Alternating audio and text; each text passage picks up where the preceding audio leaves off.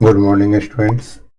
आज हम लोग सेक्शन 8 चैप्टर 2 का जो कुछ टॉपिक्स है वो डिस्कस करने जा रहे हैं। इसमें फर्स्ट है स्क्वायर, प्रॉपर्टीज ऑफ स्क्वायर जो है उसको पहले हम लोग डिस्कस कर लेते हैं। सिर्फ प्रॉपर्टीज, स्क्वायर का कुछ प्रॉपर्टीज होता क्या है।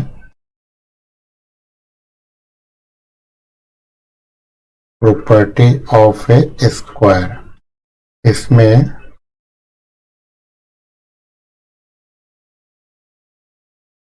सबसे फर्स्ट प्रॉपर्टी है रूट एक्स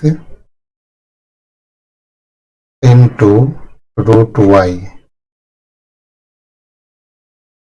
इस दोनों को हम कंबाइन करके भी लिख सकते हैं X Y. As for example के लिए आप ले लो, जैसे रूट 4 इंटू रूट 9।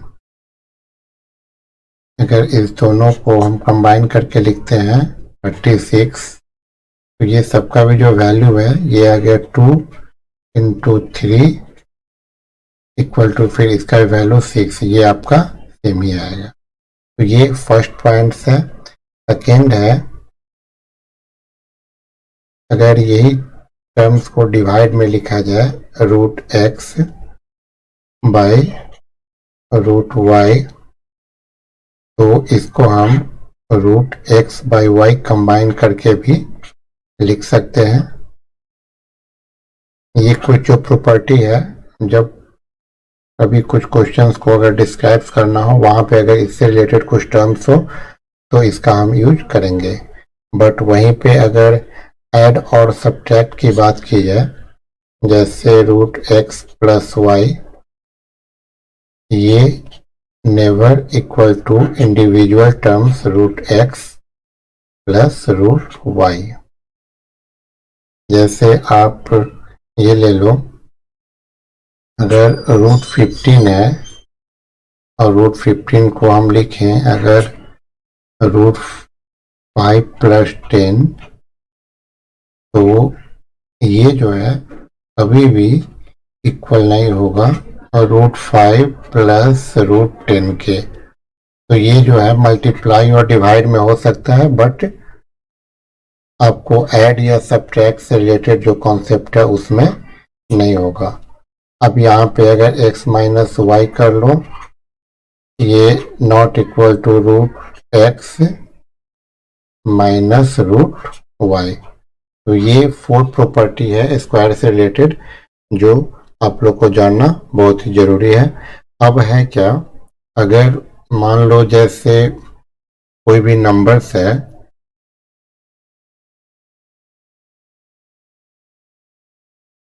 अगर डेसिमल नंबर्स दिया हुआ है, डेसिमल नंबर्स है और उसका अगर आपको स्क्वायर रूट अगर फाइंड आउट करना है, तो हम क्या करेंगे, डेसिमल नंबर्स वाले का जो कुछ कॉन्सेप्ट है वो ध्यान में रखो डेसिमल नंबर्स का। तो ऐसे जो बेसिक जो पॉइंट्स है वो है, जैसे आपको दिया हुआ है 1.5129, तो आप पहले क्या करते हो, इसमें जो भी नंबर्स है उसको जो है वो पेयर में अरेंज कर लेते हो। तो डेसिमल के पहले ये सिंगल है तो ये सिंगल ही रहेगा, बट डेसिमल के बाद जो नंबर्स है वो डेसिमल के जस्ट इस साइड से अरेंज होगा। जैसे डेसिमल के पहले का नंबर हम लोग राइट साइड से करते हैं, इस साइड से,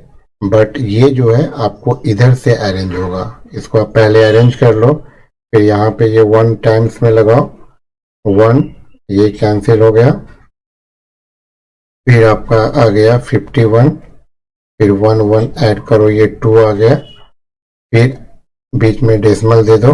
अब ये कितने टाइम्स में लगाओगे, तो 2 टाइम्स में लगाओ, यहाँ 2 रखो, फिर ये 2 आपका आ गया 44, फिर ये आ गया 7 2 9, अब यहाँ पे इसका जो है सम आपको आ गया 24।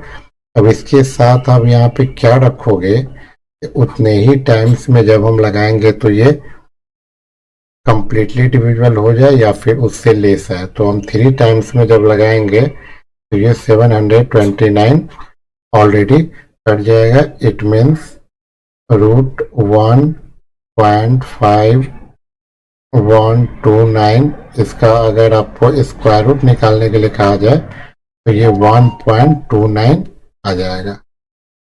ठीक है। अब अगर इसमें जैसे एक कॉन्सेप्ट और है, अगर कोई नंबर्स दिया हुआ है, वो नंबर्स अगर उसको आपसे ये पूछा जाए जैसे जब इसका हम स्क्वायर रूट फाइंड आउट करेंगे तो उस स्क्वायर रूट वाले नंबर्स में कितना नंबर ऑफ डिजिट होगा, ये अगर निकालने के लिए कहा जाए तो ये जो हम लोग जो जैसे आप इसको काउंट कर लो, इसमें टोटल नंबर कितना है 1 2 3 4 5 है। इसको जब हम अरेंज करते हैं तो अरेंज करने पे क्या आया है, एक पेयर 2 और एक ये सिंगल है 3। मतलब जब हम स्क्वायर रूट इसको फाइंड आउट करेंगे तो उसमें जो नंबर ऑफ डिजिट आ जाएगा वो क्या हो जाएगा, 3 हो जाएगा। मतलब जितने टाइम्स में पेयर जो बनेगा वही उसका क्या होगा, नंबर ऑफ डिजिट्स होगा। तो ये भी जो है इससे रिलेटेड क्वेश्चंस भी जो है वो आपसे किसी भी कॉम्पिटिटिव एग्जाम में पूछा जा सकता है। ऐसे हाँ, किसी भी नंबर्स का जो है जब हम स्क्वायर रूट उसको करेंगे तो उसमें नंबर्स ऑफ जो डिजिट आफ्टर स्क्वायर रूट क्या होगा। अब जो टॉपिक है वो है क्यूब। क्यूब क्या होता है ये आप समझो। ये क्यूब को स्टार्ट करने से पहले हम लोग स्क्वायर रूट का ही एक है रिपीटेड सब्ट्रैक्शन मेथड, इसको डिस्कस कर लेते हैं। Repeated subtraction method.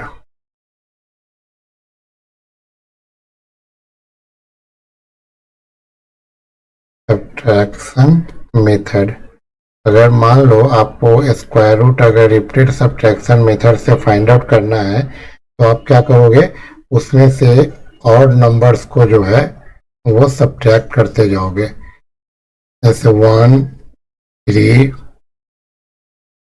5 7 dot dot dot जो भी ऑड नंबर्स आएगा उसको आप सब्ट्रैक्ट करके फिर निकालोगे। जैसे आप ले लो अगर 64 है, 64 को अगर कहेगा रिपीटेड सब्ट्रैक्शन मेथड से स्क्वायर रूट निकाला तो पहले 64 में से क्या माइनस करेंगे, 1, वो आ गया 63।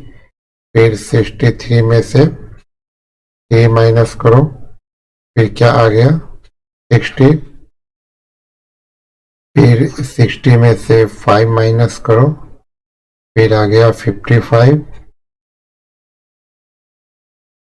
फिर 55 से 7 माइनस करो, इट मीन्स 48। 48 माइनस 9 39। 39 माइनस 11 28।